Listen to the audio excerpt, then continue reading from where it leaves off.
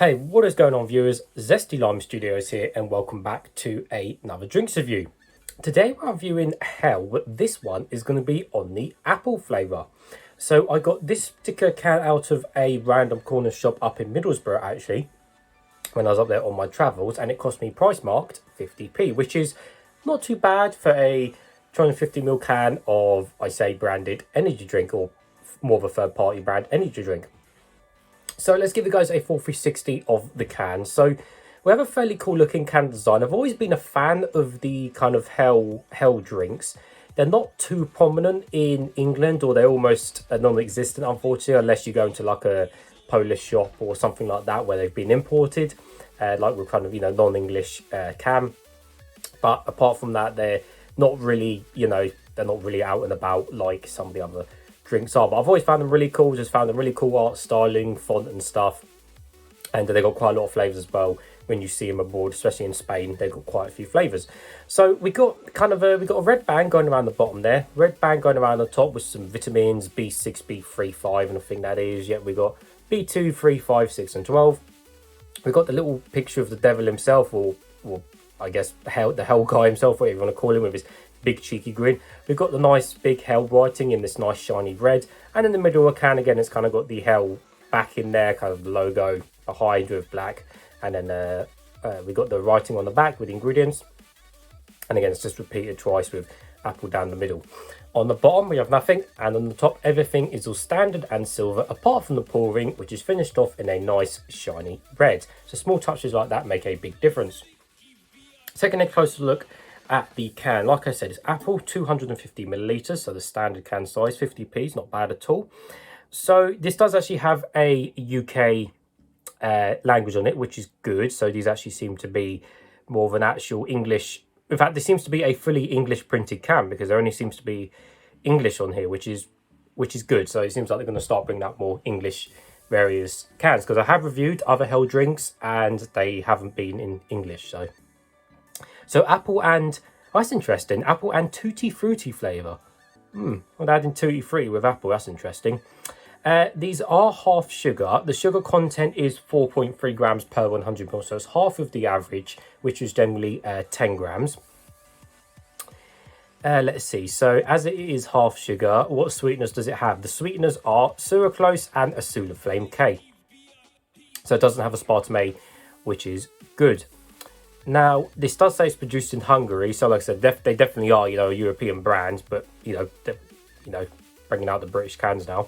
Caffeine content is on the high side of 40 milligrams per 100 ml, so it's 8 grams above the average, and the average is generally 32 milligrams, but this has 40, so that is quite a lot more than the average. But whether those 8 grams going to make a difference between you winning the Olympics or not, I don't think so. And apart from that, not recommended to drink more than 1 can a day. 1 can a day, 250 milliliter of stimulation drink contains 100 milligrams of caffeine, providing approximately the same caffeine as a cup and a half of espresso coffee. That's interesting. So a cup and a half of espresso coffee. Well, I've seen people drink 4 or 5 espressos and 4, 5, 6 lattes a day. So really, you can drink 2 of these and you'll be fine. But yeah, that's the sugar content. Vitamins, like I said, are vitamin B6, B12, pantothenic acid, and niacin, and riboflavin. But anyways, it's nice and cold. I have got a cup. Let's get straight to it. Hopefully it won't explode over me. So I'm guessing the colour is going to be apple and tutti frutti. Well, it's probably going to be a trick question, because you think it's going to be red, but that's just the can colour. In reality, it's probably going to be like the standard kind of apple-y colour, what you'd expect. But I've got a feeling it's going to be brightly coloured for some reason. I've just got it in my head. And the smell and taste, well, we'll have to find out. Well, a lot of air in there. There we go. Okay, nope, I was correct. It was the standard apple-y colour. Although we'll have a closer look, although this definitely seems way on the lighter side. So quite a bit of foam on the top there and bubbles, but they went fairly fast. Not too many bubbles on the side there, but definitely seems to be fairly fizzy.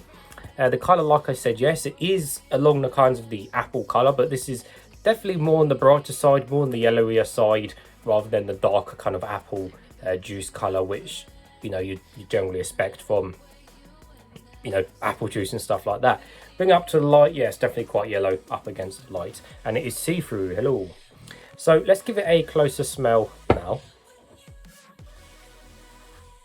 Smells of apples. Yeah, smells quite strong of apples, but it smells like that fizzy kind of appetizer kind of apple, and it doesn't smell, it smells nothing like actual apple juice. It smells of the fizzy apple juice variant, for example, whether it's appetizer or just a kind of a generic fizzy apple in a you know, in a can or something. But yeah, it just smells, it smells more, what I'm trying to say is it smells more of the artificial apple rather than more of like the natural apple juice like you get in the carton or stuff like that. So, but it smells fine, like it doesn't smell nasty. I'm just trying to compare the difference between these smells. So okay guys, nevertheless, let's taste some.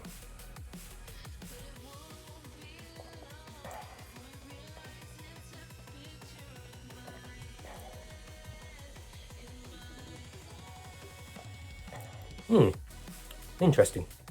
So, oh, that aftertaste is well strong. God blimey.